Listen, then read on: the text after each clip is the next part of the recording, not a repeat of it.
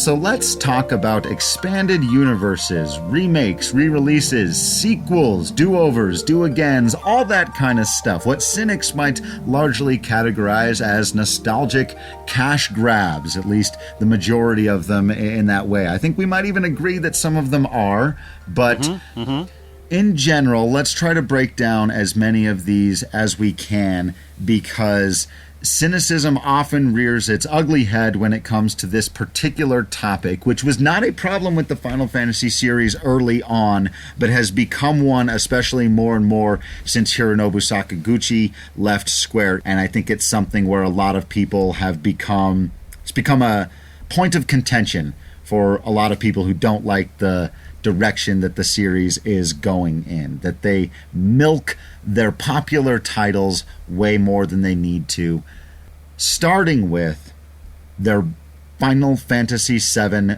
compilation, when they decided it needed a movie and a shooting game starring Vincent and a prequel game on the PSP and a mobile phone game that never came out in the United States and an anime that explained the Nibelheim incident, and now a remake.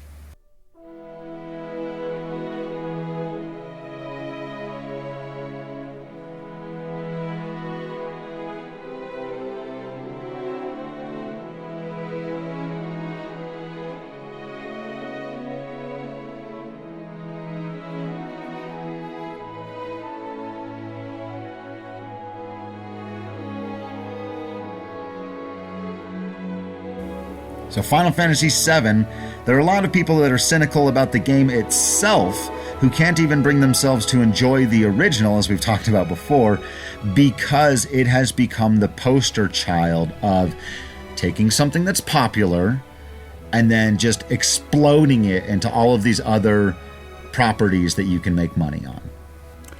So is the question then, is compilation of Final Fantasy VII a worthy expansion on this piece of art, or is it a cynical cash grab?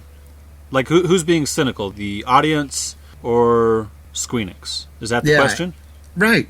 It is. And it's a very fine line. It's like I was talking about with music. If you're not willing to give it a listen, not willing to give it a playthrough, a fresh look, without going in mad already that, oh, they're releasing it in multiple parts like people did with Final Fantasy 15. You're already mad. You're already not happy about this thing, and so you're not giving it a fair chance. Or, oh, they only released this movie, Advent Children, because they're trying to make money, so I'm going to sit here with my arms folded and be mad about it the whole time. If you legitimately give it a chance, then arrive at the conclusion that this thing is really bad, independently, as we talked about, proof is in the pudding, then I think you can arrive at the conclusion that Square Enix is being cynical. And I think we have one example, one very clear example of them doing this.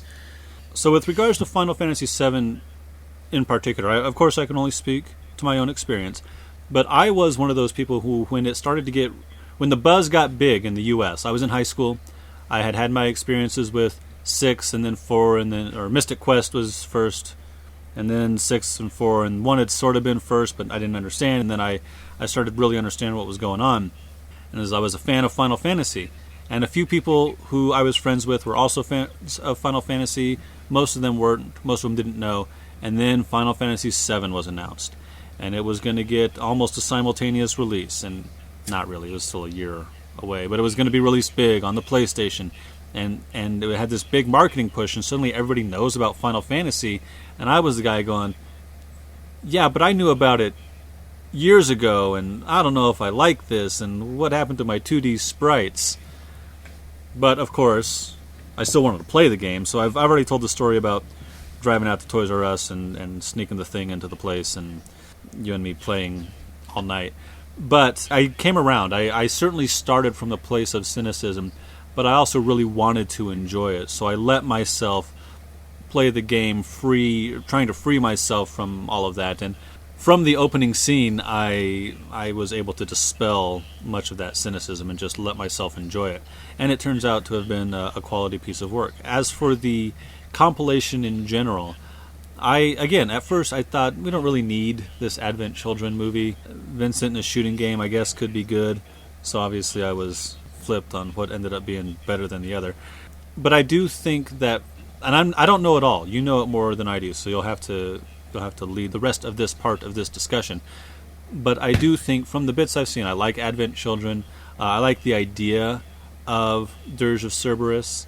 I like the idea of Crisis Core, and the watching the cutscenes on YouTube I thought was really interesting. What do you think? How does Compilation of Final Fantasy VII stack up on this question for you? Well, to first address your point about the broader cynicism in Final Fantasy VII, this is something I've said before, and again, we put this out on the Twitter and got some great responses, but people that are cynical about Final Fantasy VII in general are the same as people who are cynical about, like, William Shakespeare. And I'm not necessarily saying it's on that level. I'm saying you're trying to be cute, you're being a contrarian, you're denying an undeniable great because you think it's overrated by people you don't like, to be direct. I think that what has happened with Final Fantasy VII, as we said on Twitter, is that it's been called overrated so often that it's become underrated. It is a vastly important game in the history of video gaming, and there is a reason that it is now turned into a compilation. So to extend that analogy into your second question, I'm going to say that Final Fantasy VII is a lot like the Beatles, in the same way that it's like Shakespeare. It might not be everybody's cup of tea, and a lot of people still to this day like, the Beatles are so overrated. Why does everybody say the Beatles the greatest band of all time? People say the same thing. Why do people say Final Fantasy VII is the greatest RPG of all time? Well, there are a lot of reasons why both of those things are true, but if it's not your cup of tea, fair enough. To deny its greatness is to inherently be cynical, though. It's true about both the Beatles and Final Fantasy VII. The compilation of Final Fantasy VII is Wings, which is not Paul McCartney's band. Keep going. Yep. Paul McCartney's band, in case you guys don't know, Wings. It's not all Beatles stuff, but it's very Beatles-like. It's not quite as good as the original, but it doesn't ruin anything about what the Beatles did, and it's a lot more great stuff by some of the people who were responsible for bringing you the original great stuff. That is my analogy for the compilation of Final Fantasy VII. I agree with your assessment that Advent Children is pretty to very good. I admit that there are certain things they clearly did that they never intended to with the story to begin with. Bringing back Sephiroth is not something you would have done, you know, if you weren't just like, well, are people going to like this movie if he's not in it? I'm fine with that conceit. Right. Again, that's cynicism. Knowing that doesn't have to ruin the fact that that battle is awesome. And, you know. Well, and he doesn't come out of nowhere. It builds upon our previous understanding of Genova cells and clones and so on. Right. It at least is built into the story. So you may say, well, they put him back in there for cynical reasons, and that may be true. But again, if you've got to be able to point to the thing and say it doesn't work, and I think it does. I really love that film. I love it a lot. I think Dirge of Cerberus errs a little further to the side of this is not well made. In fact, it needed some patches before patches were even a thing. So it was they needed to fix that game after it was released the first time. It's an incredibly derivative shooter. It's not necessarily broken, but compared to other shooters, its mechanics, there's just nothing new or particularly interesting about it. It's pretty bare in terms of its customization. The story is somewhat interesting, but to me doesn't really do much until the final act, and really only introduces one or two characters into the story that I find interesting. The Tzviets, for anyone who knows, in that game, who show up in World of Final Fantasy in an interesting way. Shelk, I'm not sure how you pronounce her name. Really interesting character. I like that, but beyond that, I would rate that pretty low on the compilation. Crisis Core is awesome. We'll have a whole conversation about that at some time. People love that game, as well they should. I think Zack is a little overrated because of that game. That's a whole other conversation as well. But The other thing that isn't talked about a lot, and anyone who is listening to this, I would assume you've seen it. If you haven't, you can find it on YouTube. It's really easy. It's called The Last Order, which is just like a 20 or 30 minute long anime that goes over the story of the Nibelheim incident and tells it in a slightly different way than it is told in the original Final Fantasy VII, and in a slightly different way than it is told in Crisis Core. And I think this gets at the very heart of the conversation we've been having, going back to all of the cynicism, is that some people would look at that and say, logical inconsistency, it had to have happened one way, you're not doing it right, you made a mistake. This isn't my version of the story. Again, I'm looking behind the scenes and saying, you messed up, as opposed to recognizing that maybe there is no one clear. We're getting this incident from different people's faulty memories. They do this a lot in Game of Thrones, where they'll tell a story from the past, and it turns out that maybe that story has been influenced by the people telling it, and it's not exactly what we think it is, because that happens.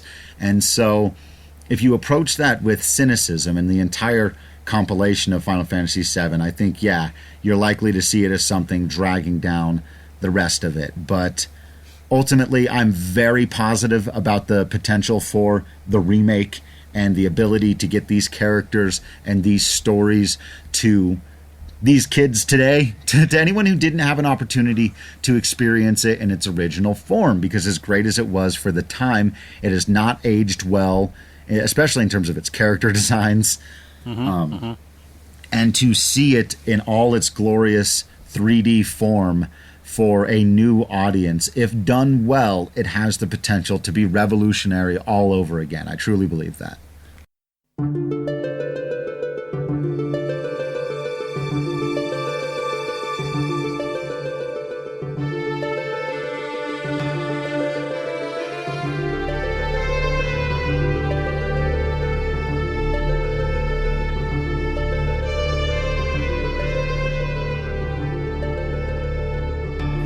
Another expansion of the Final Fantasy franchise came in the form of Final Fantasy Tactics.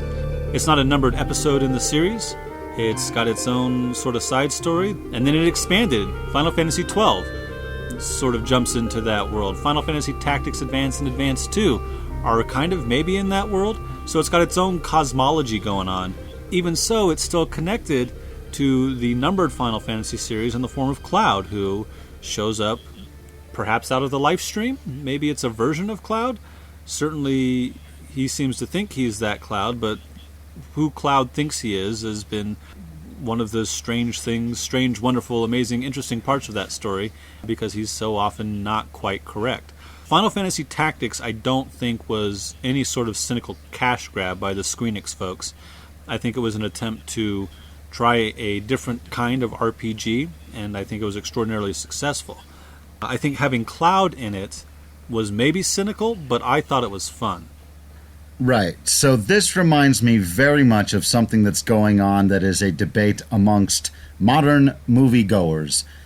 The expanded multiverses of DC and Marvel and some of these monster movies and this problem. And I've got a lot of friends who, didn't grow up with this stuff, and their problem is essentially this. I don't like having to go to a movie and it's required that I've seen this television show and I've seen 4 other movies, and you're just trying to get me to buy all of this other stuff so that I can be up to date on what's going on, and you're forcing me to know all of this other stuff, and I don't like that. I understand that pull, and I do think that there are times that happens, but my first response to that typically is to say, well, one, you really don't always have to know all of, it's okay to not know everything. And I oftentimes think about Final Fantasy Tactics and Final Fantasy XII in this regard.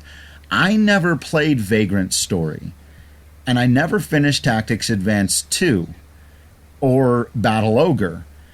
And so there's parts of the Ivalice Alliance that are left out for me. And would they like me to go buy their other properties and give them my money so that I can get the complete story? Yes, and maybe one day I will do that.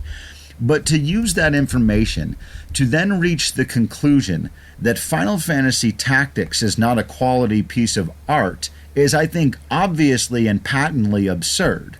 Like, that game's quality speaks for itself. Of all the games in this franchise, it's one of the very few that even people who don't like the series praise Final Fantasy Tactics. And so just because it exists in this universe, like the Marvel movies do, where, like you were just talking about, Cloud shows up. You know, if you weren't watching Agent Carter, then there was that scene in Age of Ultron that probably didn't mean as much to you as it did to me. And that's okay. Going back to the most ancient pieces of literature we have, allusions to other pieces of literature are okay.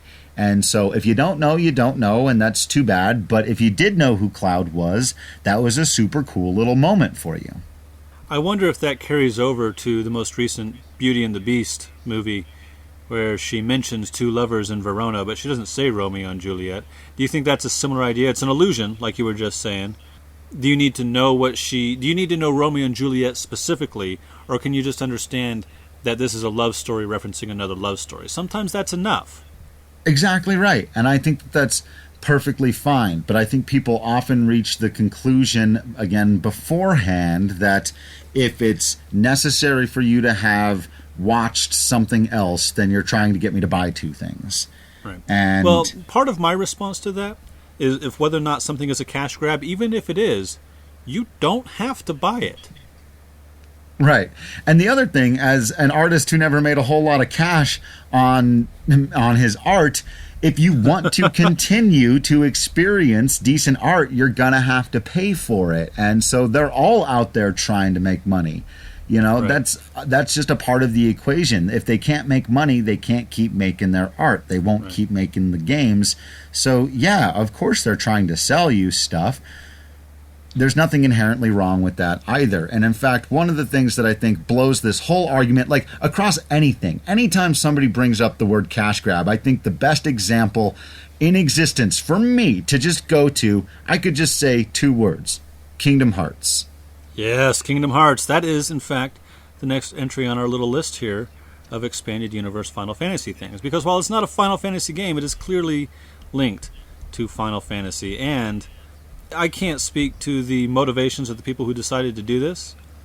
I don't know that it wasn't an attempt to cash in on nostalgia, but it's still a fantastic game, even if it was. And a really cool series, though I have not played every entry in the drop-down Dream 365 something titleness, but I dug Kingdom Hearts, I dug Chain of Memories, I dug Kingdom Hearts 2. I don't understand everything that's going on behind the scenes, but that's okay also. I see this as a quality piece of art, even if at its outset it was an attempt to cash in on an overlap of nostalgia. Right. So we've talked before, one of the things, again, on my list is about recognizing the difference between objectivity and subjectivity. And while I try to make strong arguments about objectively sort of qualifying some of these games and their quality, most of that conversation still is subjective. I admit that. So the quality of Kingdom Hearts could still be ultimately subjective. What is objective is the number of original properties that came out of Kingdom Hearts. And so while it would be easy to say, oh yeah, Final Fantasy, Disney, they're just trying to make money on people who are fans of Final Fantasy and Disney. This gets back to our proof is in the pudding thing, because if that were true, then what you would have is a game with just Final Fantasy characters and Disney characters slopped together, rehashing the stories that we've already seen from those characters. What we have is a story of Sora and Kairi and Riku and Organization 13, and all this complicated. The one thing that Kingdom Hearts is known for is being remarkably complicated. Some people would say convoluted. And if the goal, theoretically, the goal of a cash grab, I'm with you. I disagree that it's convoluted, but that's usually one of those key buzzwords for me when someone's being negative about something that I like it. Somebody says it's convoluted, I'm probably going to like it. So inherent in the idea of a cash grab, I think, is laziness on the part of the artist, of the producer of the thing, that you're not really putting that much effort, right? You're just slapping a name on it. Disney, Final Fantasy, let's get the money. Kingdom Hearts might be the single most complex plot in video game history, so it's clear they weren't just mailing it in. Yeah. And they haven't even finished it. There's still a lot to be understood and explained, and maybe some of it won't even be explained.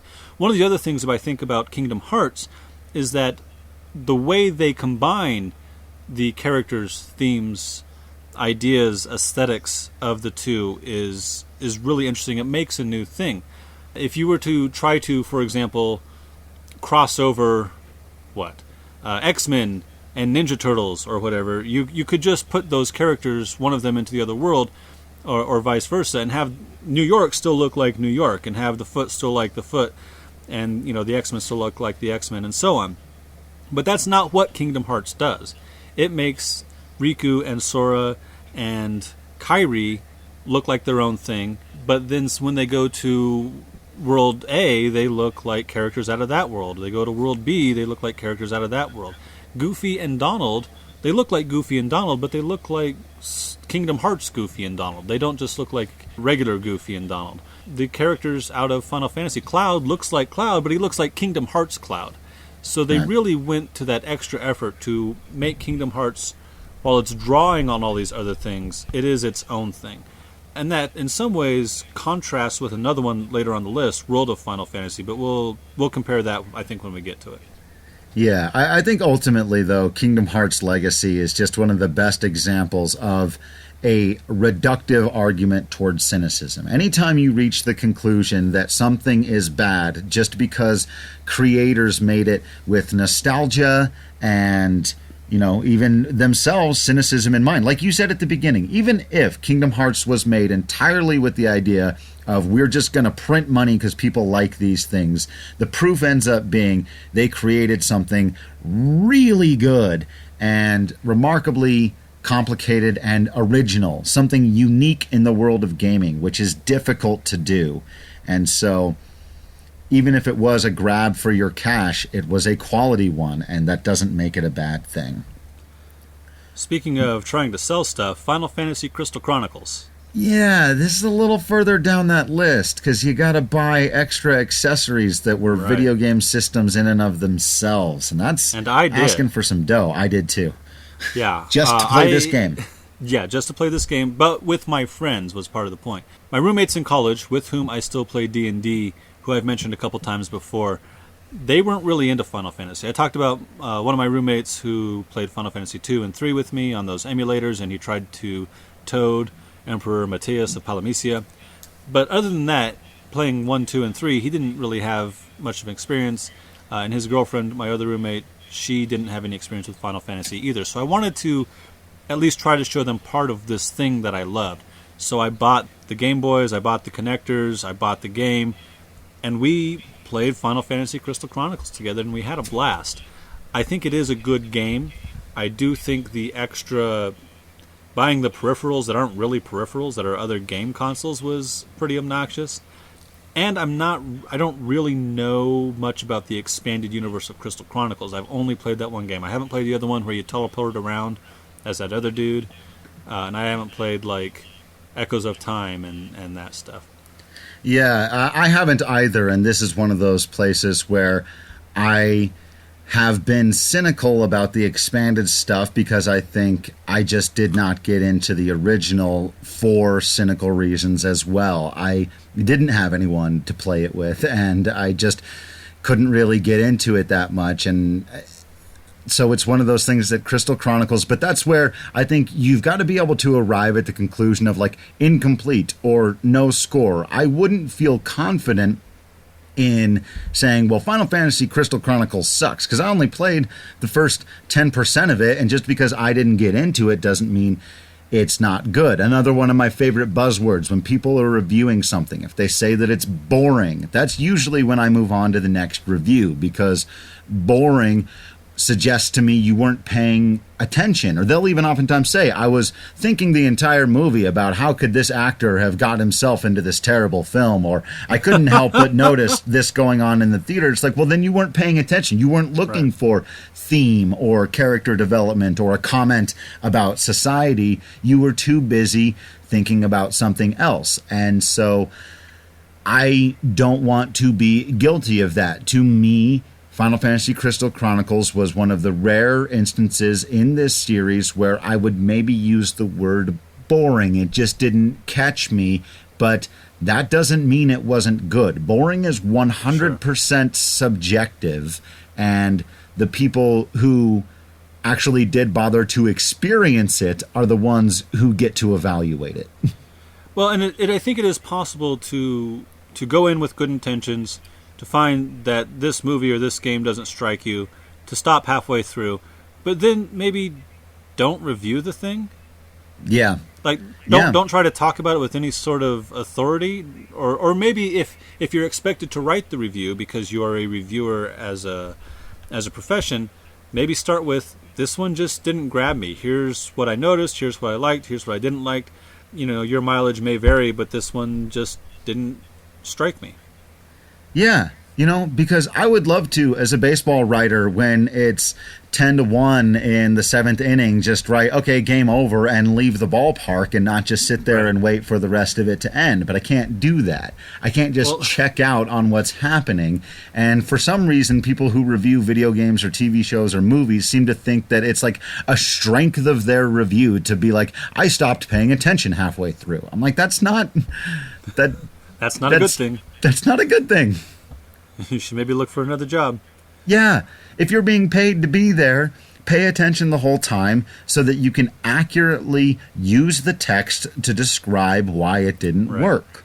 If nothing else, those 10-1 ball games have the potential to turn around, and movies and games do also. And then that can be something you can write about. You know, the first third was slow and uninteresting, but in the last act it really picked up, and I enjoyed myself.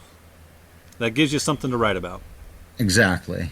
So I think we covered a lot of what we had to say about Final Fantasy X-2 pretty well. Mm-hmm. It was the first direct sequel game to game in the franchise, and it also was one of the first to heavily feature gunplay. Like, it took a lot of risks. It took a lot of different directions for the series, and that's another word I'm glad I just brought up, because it's something that needs to be a part of this conversation. Risks. Cynics are naturally averse to risk taking because they're not going to know what to do with a new thing, and Final Fantasy X-2 got a lot of that. Like I said, I still ultimately fell down on the side of it not being quite as good as some of the other stuff, but it was absolutely a worthy entry in the franchise. There's some really great stuff that we'll talk about when we get around to doing that game in particular. The sequel that I did not play was Final Fantasy XII Revenant Wings, and actually neither one of us played either the Final Fantasy IV, the After Years, so we can't speak. Oh yeah, I forgot. Didn't even think to the talk quality about that of one. Those. Yeah, I know, right? I was glad as I was looking at our list that I remembered that, because those are ones we've missed, mostly because as adults we've had a lot less time to play video games. Right. Less time, less money. The After Years, since the next game we're going to do episodes about is Final Fantasy IV, I think we can talk about the After Years and its quality or its worthiness at that point. Right. So I think really the thing to do now is jump into the way Final Fantasy XV has been produced and released, because this is the fight right now among Final Fantasy people. There is a love-hate thing going on with 15. My observation has shown, and I'd like to thank the people at Final Fantasy Union for doing a fantastic YouTube video about whether or not these games are overrated or underrated, in breaking down some statistics that showed people who are new to the Final Fantasy franchise overwhelmingly loved 15. The people who are very critical of it tend to be longtime lovers of the series. That, of course, puts us in the middle, but what seems to be the recurring theme over and over again to me is they don't like, again, as we've talked about, you have to watch a movie You have to watch an anime You don't show have to of a watch number the of movie. episodes. You don't have to, I know, but it's suggested that you do. There is an expanded universe, and now there are episodes that fill in the rest of the story. Full disclosure, again, that jobs and money thing. By the time we get there, we will have played the extra episodes, but we have not done the episode Ignis or Prompto or any of that stuff, or Gladiolus even, yet. But the general criticism is they released an incomplete product with the promise to patch it later, and with the suggestion that there was enough story there because it's filled in with an anime and a movie. All right. What a bunch of weenies. Look, you don't. First of all, you don't have to watch the movie or the anime. I did both, and I played the little prequel with where Carbuncle shows Noctis around his dream world. Yep. And I enjoyed all of it. But you don't have to do that. I feel like Kingsglaive is the opening sequence to Final Fantasy XV in the same way that seeing Aerith look into the live stream is the opening sequence to Final Fantasy VII. They just decided they didn't want to have you sit through an hour and a half opening sequence before playing the game. So it was sort of extra. It was added on. And furthermore, the complaint about it wasn't complete because now there are new chapters or because producer so-and-so said whatever is nonsensical to me in a world where that's what games do now. Almost every game that comes out will have downloadable content or microtransactions or extra things that you can do to get more later. I don't especially, having grown up in the 80s and 90s, I don't especially like that. I would like to buy my game and have my game and have it be on a cartridge and play it with, controllers with wires on them. But that's me understanding my own nostalgic bias. I think that Final Fantasy XV is a complete story. It's got a beginning, a middle, and end. It foreshadows its ending. It has character growth throughout. It has character arcs where characters grow and learn and change. There's a deep theme of what it means to be born into who you are and trying to make an understanding of that and making it your own and communing with giant dragon spirits. I may be getting a bit off the rails, but my point is that as a game, it's got a set of mechanics, it's got a story, and both of those things work. So just because there are extra things that you can also do doesn't mean the game itself was incomplete. And even if it did, even if Final Fantasy XV is, by whatever definition you want to provide, incomplete, that doesn't make it bad or unworthy. It was still a fantastic game. Yeah, I am loath to frame art in capitalist terms. However, I really feel like if you're trying to provide a bright line, back to our distinction between objective and subjective, you paid $60 for it. Did you get $60 worth of entertainment or challenge or inspiration, whatever it is you were looking for? And of course, a lot of those people are going to say, well, no, because I was looking for a complete experience, and no. But again, that's such a reductive, that's circular logic. It wasn't complete because, oh God, whatever. Sorry. Right. Please continue. So, I know. I'm frustrated by it as well. But I think ultimately, and again, I hate doing it this way, but I got way more than my $60 worth out of that game. And yeah, a lot of it didn't come from the plot, though I absolutely adored the characters and the story and the plot and the themes. Yep. But I spent a lot of the time doing other stuff. Ultimately felt like I got my money's worth. You're going on your shopping list adventures. Right. So when I do end up playing the other episodes, it's not going to be, well, did this have to be in the story before, and it makes me, is it worth the $5 I'm going to pay to play it? That's all it really comes down to. Same thing with Kingsglaive. Was it worth the extra money you paid to watch it? This idea that there's some perfect way to produce and then deliver a piece of artwork and that it should all be in one thing. And I would challenge anybody, to look at episodic content in a completely different way, to use this methodology of just, it's a bummer that in order to fully understand the new Avengers movie, there's going to have to be about 10 movies you've already seen, each of which cost you $7 to $12 to go to the movie theater and watch. But if each one of them was a $20 experience, then what exactly is your complaint? And at this point, it shouldn't even be about the money. It's not a cash grab, because I'm sure you got a buddy who's got a copy. I'm sure you could, if you are nefarious, find a nefarious way to watch it online. If you want to avoid the cash part of the cash grab, there are ways to do it. If you just want to complain about a product or a piece of entertainment or a piece of art because you like to complain, find somewhere else to do it. Yeah. Right. It's just not a critique of the thing. You're not making a comment about a video game or a movie or a television show or a piece of music. You're making a comment about a marketing department. Right. And there might be a good complaint to be made about our society and how it commercializes art. I think so. That might be a fun conversation to have. But to say that Infinity War isn't going to be any good because I haven't seen Ragnarok and I don't want to have to spend the extra however much it costs to go to a movie and buy popcorn and whatnot, well, that's a poor argument. Yeah.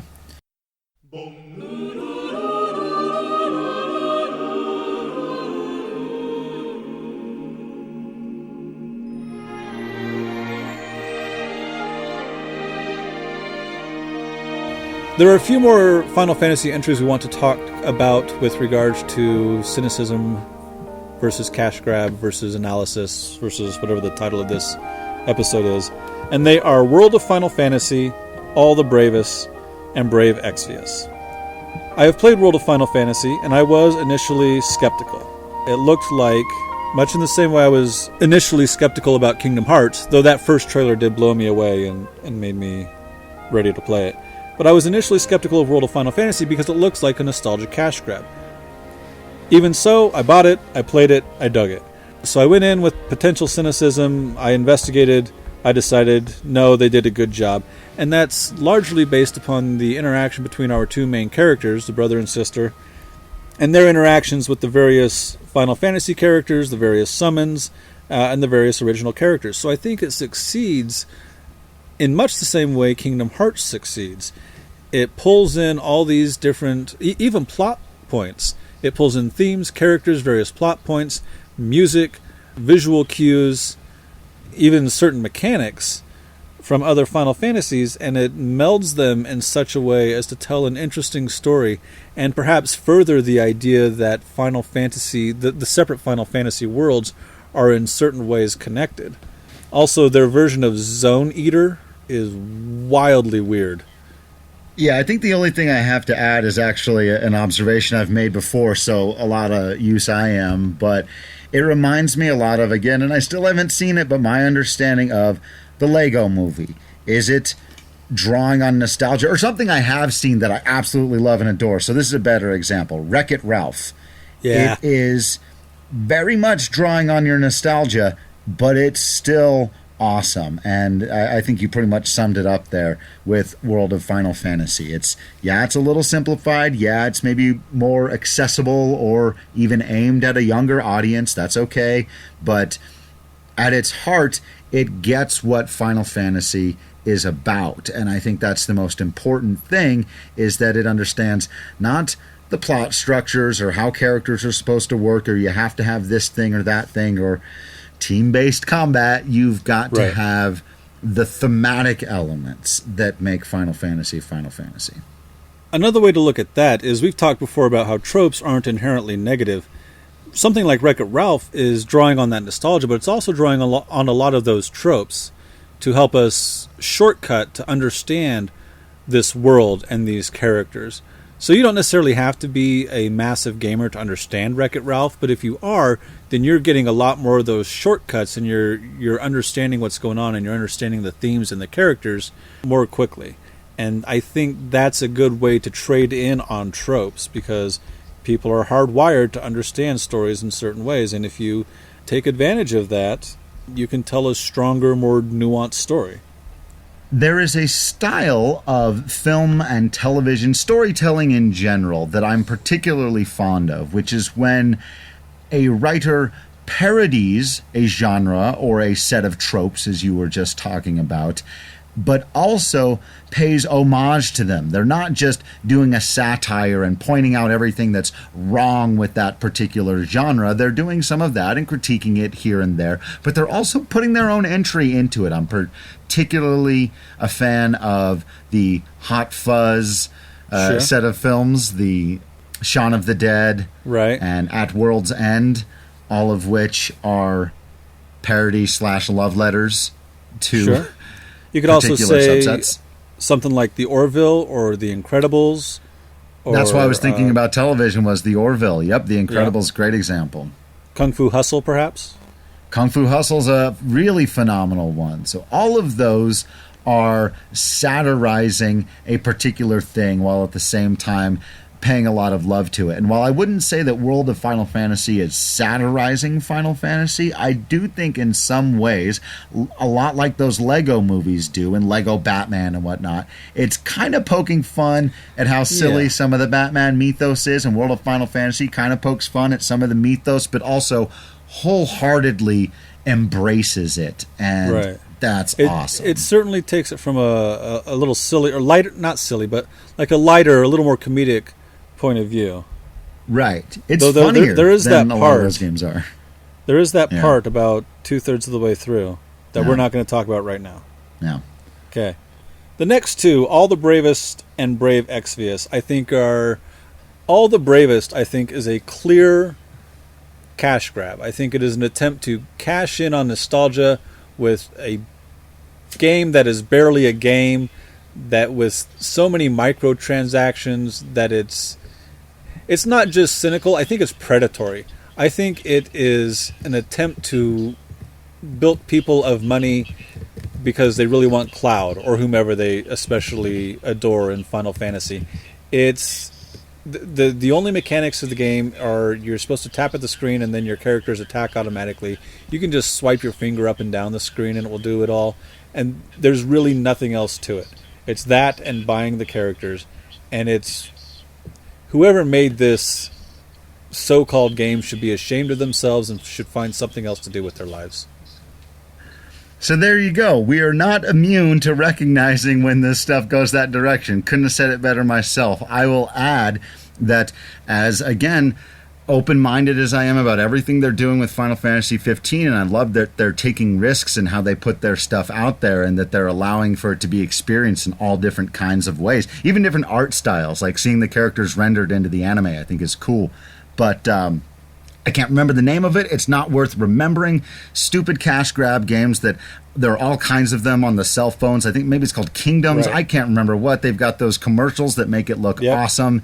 And it's one of those games that's just boring and designed to be a time suck that requires you to pay money to make it so that you can build your virtual little kingdom faster and faster. And if you're away from it for a day, someone who plays more often will come and blow all your stuff up. And it's just such a crap way to build a game. There are lots of games that are built on that premise. I don't like any of them. It's a bummer that Final Fantasy got in on that market. It's really more like playing a slot machine without any sort of payout and no free drinks. Right, exactly. The one thing I will say is most of those games, it's possible if you just want to devote a ton of time to not spend any money. You don't have to. It's just constantly suggested that you do. Well, that's a little more Brave Exvius and a lot... All the Bravest, like you can't do anything else. You have to spend money. And even if you spent, say, let's go back to did you get your $60 worth? $60 worth in All the Bravest barely gets you anything. And it's still not a good game to play. Yeah. That's pretty bad. Brave Exvius, on the other hand, it does follow that similar pattern. Like you have a certain amount of energy, and you can only do so much per play because it costs a certain amount of energy. And the more you get into the game, the further you get in, the more energy it costs to get into dungeons. But then you can spend money to get more energy, or you can spend money to get more, basically like booster packs to see if you can get these other Final Fantasy characters. And so from that point of view, I find it as a cynical cash grab in that it's a pay-to-win kind of game. However, I did play about half this game, and I didn't pay anything for it. I had to wait those however many hours for my energy to fill up. I only got characters, my booster packs, when I earned them through dungeons. And you can earn the booster packs, unlike with All The Bravest, where you have to buy everything. And it's not especially compelling, but it is interesting. It's got its own characters whose names I can't recall off the top of my head. They do go on this adventure, and then they are receiving help from, heroes from beyond. And some of them are original characters, but most of them are the heroes from the various numbered series. I had Golif from 5, and he was really powerful, actually. And I had Terra, and I had Locke, and I had Shadow, and I had God, who did I have from 7? I can't recall. But the point is that there's a real game there, there's a real story there, there's a real experience there, but it does still want you to pay more than you would pay for a game like that, which I don't especially like. You don't have to. It just makes it a lot harder. It locks you out of the game after a while until your energy fills back up. And I don't like... That strikes me as a very cynical type of game, and I don't like that.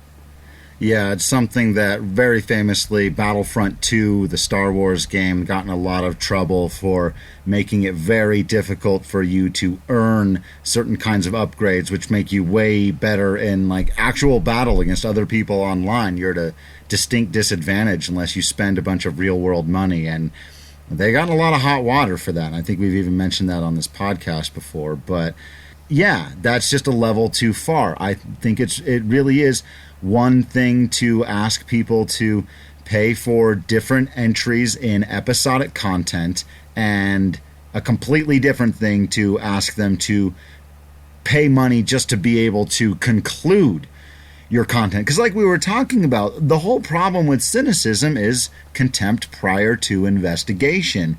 And when you put a barrier between your audience and their ability to investigate, they're not going to be able to... That's just a naturally cynical thing to do, to say, no, you have to pay to see whether or not this is really fully worth your time, even more from here on out. So I don't like that. And I think, I think those are just very different things.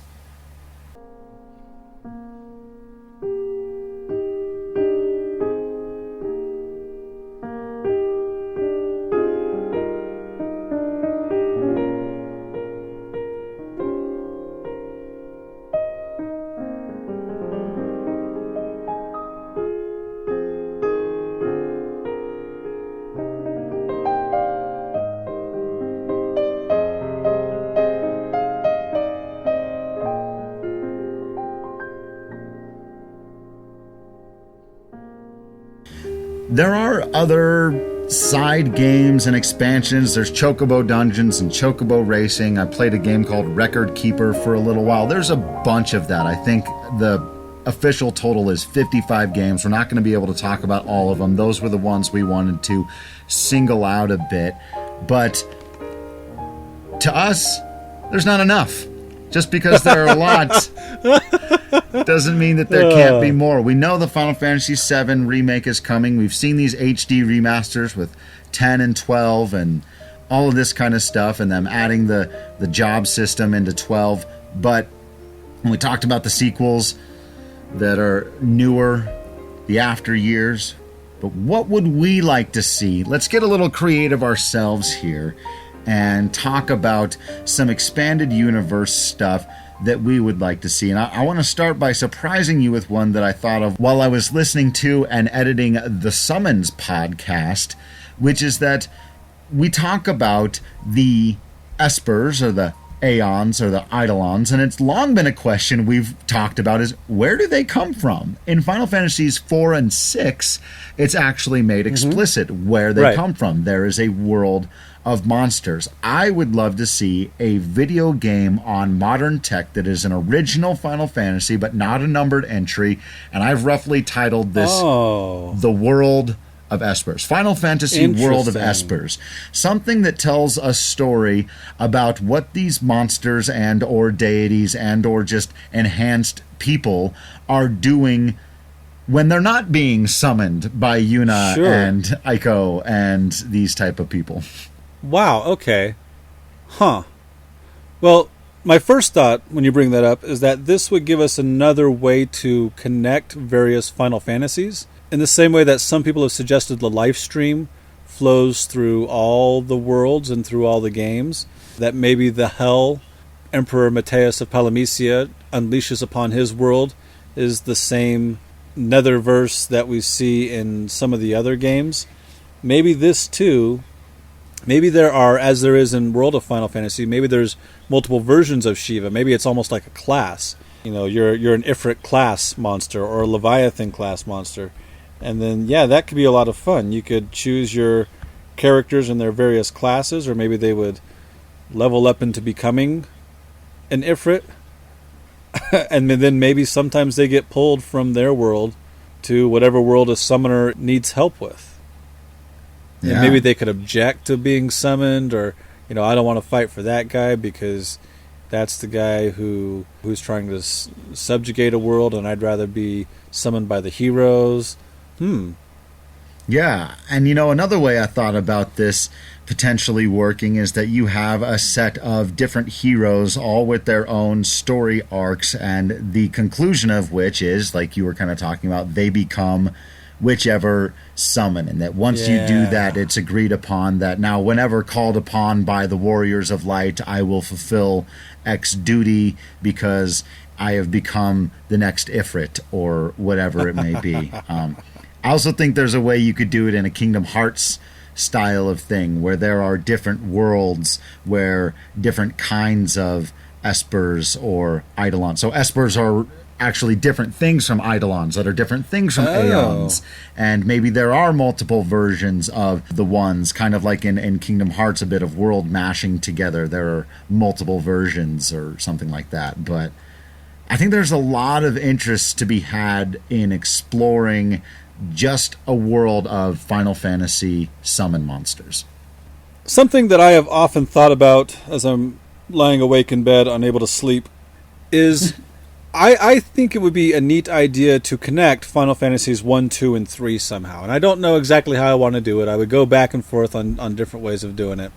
But perhaps they all take place on the same world. And I think we're going to try to dedicate an episode later on to talking about the multiverse and how maybe all these games are connected.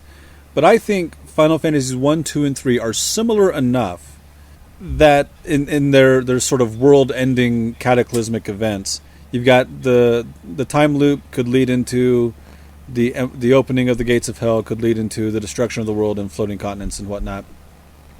And I just think it would be really interesting to find a way to connect them. Either historically, one follows the other, or maybe they are alternate versions of each other, and find a way to connect these games thematically and plot-wise, almost in a World of Final Fantasy fashion, where you're sort of crossing them over. But I don't know. What do you think? Am I going off the deep end here?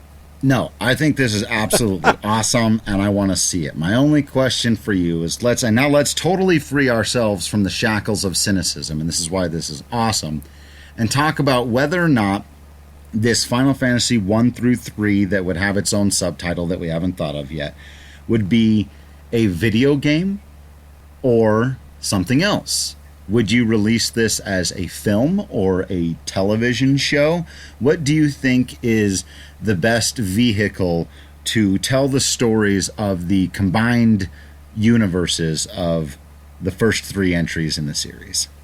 Because the Light Warriors of Final Fantasies 1 and 3, at least originally, are blank slates, I think it makes it harder to do a show or movie about them. If we were to take the remake characters of 3, Luneth and them, they would definitely need to be fleshed out, as would, to be fair, the characters of Final Fantasy 2, but that still leaves you with blank slates for Final Fantasy 1. On the other hand, I think this story could be told as much about the world as about the characters. So, my initial inclination is to make it a game, because I love playing these games. If I were to do it as a film or as a set of films or a serialized television show, it would be... I think I would probably start with 2 and leave the heroes of Final Fantasy 1 as faceless historical figures. Yep. So then all the things that happened in Final Fantasy 1 would still have happened, but we wouldn't know because of the time loop, and then we would slowly start to learn because of the breakdown of the world thanks to the Emperor, and then maybe the Emperor has some connection to Doga and Unai and Zand, and then maybe... So my initial inclination, to answer your question without making this episode way longer than it needs to be, is to say make it a game. And then have them recognize each other and reference each other and learn about each other, and then maybe have a big cross-dimensional boss fight at the end. Would you do a 3D game, modern graphics, PS4, Xbox One, or like a PlayStation Network 2D in the old styles type of game? Again, my inclination is to go 2D old style. It's trading in on nostalgia, but I think that also helps understand what's strong about something like this is it's reminding people of, hey, remember when you were a kid? And right. I think trying not to get too far away from that would be best if it's a game. If it's going to be a show or a movie, I'd want to go the animated route, get studios that put together stuff like The Last Airbender or something like Studio Ghibli and just make it gorgeous. Because I think there are a lot of sort of cynical, cheap ways to do anime too that most anime studios are shying away from these days, but back in the 90s, you would see the same scene from Dragon Ball Z play out over and over again, just with new dialogue recorded over it. So I would want to avoid that. Yeah, But we saw like with Castlevania, the way that I think some of those guys worked on Last Airbender as well, that's the kind of creativity you would want brought to a project like that. Right. I don't think we've got time to try to totally outline my Final Fantasies 1 through 3 subtitled to be determined later animated opus. If people really want us to outline that and maybe even write it loosely, let us know and we'll put some time into it. If not, we're not going to do it right now because we might a little bit with the last one in our next subset. I think it's fair to take these three because of their technological similarities. I mean, being on the Super Nintendo. 4, 5, and 6, I think, are all still ripe for remake and adaptation. Now, 4 has been remade. These characters have been rendered into 3D. Quite frankly, we've talked about this before, didn't like the way that they looked, similarly to in Final Fantasy 3.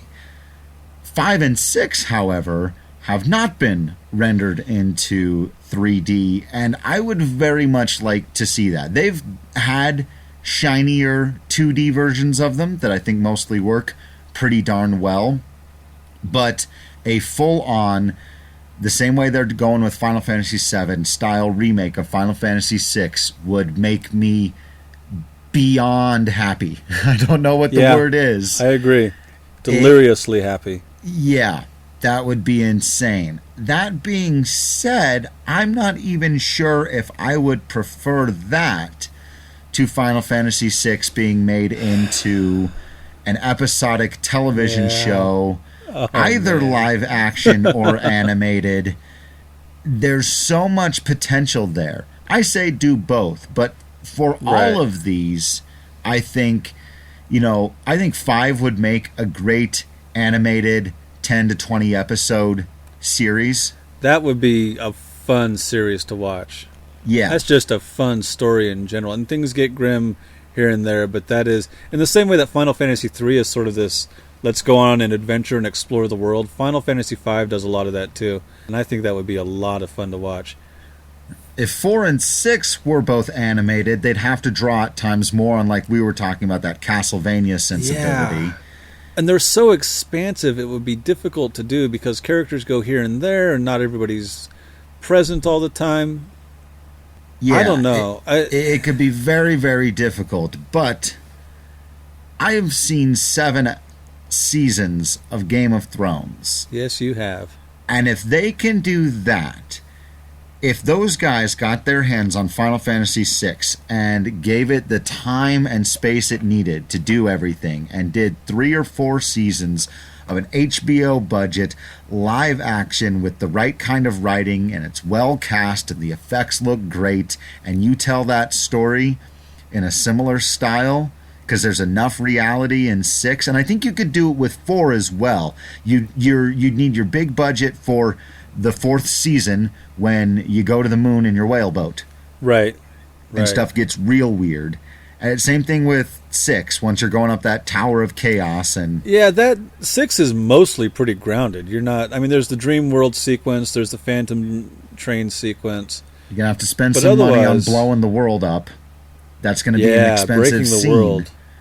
And honestly, casting. I think the most important thing about that is just get great actors to play Terra and Edgar and Locke and Sabin and Cyan and bring those characters to life on the screen the way they do in Game of Thrones, where you can get away with spending your budget on 10 minutes of a crazy intense action sequence at the end of the episode, and most of the time it's been actors sitting in the dark or standing in the room and talking. It'd be phenomenal for both of those games. I really could see, and again, if you could cast the right people to play Cecil and Kane and Rosa and play that out on television, that would go a long way. Yeah. People would eat that up. People who are new, who've never seen it before, if presented well in live action, that could be really, really good. And yeah, I'll go ahead and leave it at that and say we have put thought into who we would cast and how we would split up and write Final Fantasy VI. Oh my gosh. And if you'd like to hear that conversation, what parts we would take out. Yeah. So if you'd like to really hear us get in depth on this stuff, we can return to this conversation in the future. Let us know. But let's move on to our next grouping, because this is a tougher situation. Final Fantasies, I did actually 7 through 12, and they're not all in the exact same category. But now that 7 more or less has been updated, we've seen what all these characters look like. Although we're still anticipating, it's going to look better than it did in Advent Children, but still, we've seen them in Advent Children. We mostly get it. We know what these characters are going to look like. 7's being remade with all high hopes that it's good, and it's got its movies. I think there's been enough with 7 that once the remake comes out, we're good. So if the Final Fantasy VII remake comes out and people enjoy it, I would not be at all surprised to see them go 8, 9, 10, 11, 12, or at least 8, 9, 10. Oh, but they remastered 10 and 10 too, so maybe just 8 and 9. I would think so, yeah. Seeing Squall in them in a remade game, I think would be a lot of fun. I think 9 is just fun all over. I don't know if they would go all the way to 10 and 12. Yeah, I would think they would leave those ones out, and I think that's why it's a slightly more difficult category. But again, I think that's why rather than maybe remake 10 or 12 into a newer game, I really don't think they need that. I think those games are perfect how they are. Maybe in 10 years. Yeah. But for now, I would love to see those stories brought to new audiences in television or film.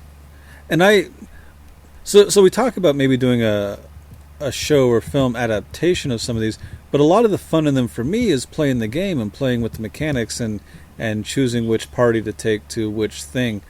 So certainly I'm not against the idea. I think it would be a lot of fun, at least as a thought experiment. But I think for most people who enjoy the games, they enjoy them because they're games. And we've talked before about how a game has an added dimension compared to a book or a movie, in that you have some control. You are the hand of fate. You are deciding whether or not to continue this adventure at all. Maybe you don't want to kill all those colossi, but maybe you do want to take Cyan up the last battle or whatever. So I love the idea from a thought experiment point of view, but if I were Squeenix, I would be focusing on games and maybe thinking about side stories for animated or live action adaptations. So my counter to that would be something you said earlier, which is, well, yes, maybe the absolute purest, best way to experience these games is to play them as video games. And I would 100% agree with that.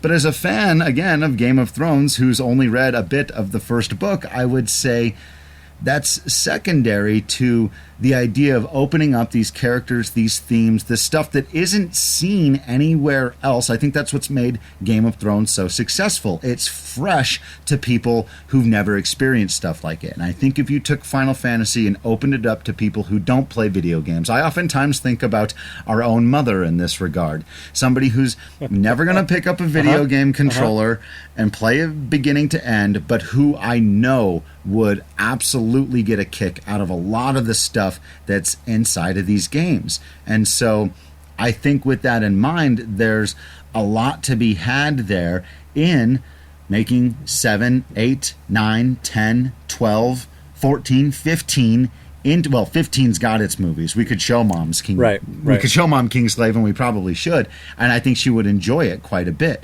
But I think if you went through the trouble of, like I said, Game of Thronesing some of these into series, I don't think you could do it in a movie unless you wanted to do like 10 movies, Marvel style. But right. If you're willing to get episodic and put some time into it, I think a whole new audience of people could get into the stories of Cloud and Tifa and Eris, or Squall and Renoa, or Zidane and Kuja, or Titus and Yuna, because they're really intriguing and engaging stories that some people are never going to experience just because they're not going to pick up a video game controller. And I don't think that that makes them bad people, or that the answer to that is just, well, aw shucks, then you don't get to. You know, the same way, I don't think I'm a bad person because I don't have time to read all of the Game of Thrones books, but I do have time to watch the TV show. It's just a different way of going about it, and it's probably not the purest experience. There's probably, you know, reading the books would probably be better, but having the show is better than not having the show. Fair enough. So from that point of view, yeah, we should totally convince HBO to hire us to plot out their Final Fantasy VI television show. So what do you think have to would come up with a actually subtitle. be... Yeah, we'd have to come up with a better subtitle. But what do you think would actually be the most successful? If you were going to bank it all, you said, look, we've got an idea. We're going to go pitch HBO. We've adapted it. We've done this. We've written it all up. Mm-hmm. Which one do we think has the most possibility to succeed with a crossover audience? I'll give you my answer at first, and then I'll let you go. But I actually think it's Final Fantasy Tactics story. Okay. It's so much like Game of Thrones. I think people are already primed for that, so I think you might be right. have that problem. I don't know that that's a problem. I think people are primed for it. You know, oh, War of the Lions is the new Game of Thrones, or whatever. Sure. Yeah, you're right, actually. It could totally fulfill that, you know, gap once Game of Thrones goes away. It's similar, but I think it's different enough that people could get into it. Yeah. And the magic doesn't really come around for a while. Like getting into the demons and stuff. Yeah, so again, it would draw people in with being a little more grounded. And then spring the saints are actually demons and these church people are transforming and whatnot. Yeah, that all comes a bit later. But yeah, I think it would help people to be grounded. You're not asking for this huge departure. Some of this Final Fantasy stuff can be, you know, we've talked about counterintuitive. So I think you start with that and you get people in on that level, and then you can open up. And I mean, if I was just going for the one that I think has the most potential to be super awesome, it would be 6. Mm-hmm. But there's a reason also that 7 is as popular as it is. And if you could do a live action HBO version of that was legitimately good, you'd be, again, with that story, printing money.